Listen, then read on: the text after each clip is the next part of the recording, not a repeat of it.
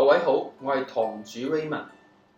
我希望無論大家咩出身都好，都可以享有金石文化嘅興趣同埋權利。今日我喺肇慶市五龍亭同大家分享一件美物，就係我手頭上呢一方壽山石白芙蓉天鹿鈕連珠印。作品係壽山結晶山頂白芙蓉石，石性穩定，可乾放，石質白純，石頭嘅色相純正明快，純度一流，一邊之玉透青綠，一邊之玉透微黃，溫潤無比，結晶而細膩柔潤，不必保養，顏色適量嬌潤，係少見嘅佳質品。喺照片裏邊已經有日久把玩嘅包裝味道，質地牢結，品相可愛，冇瑕疵，冇任何裂格，實物極為討好。而作品係壽山東門派嘅風格，圓雕繡紐嘅題材。連珠印章係印章嘅一種，所謂連珠印就係兩方印連在一起，而兩方印係獨立嘅，又係連為一體嘅。作品工好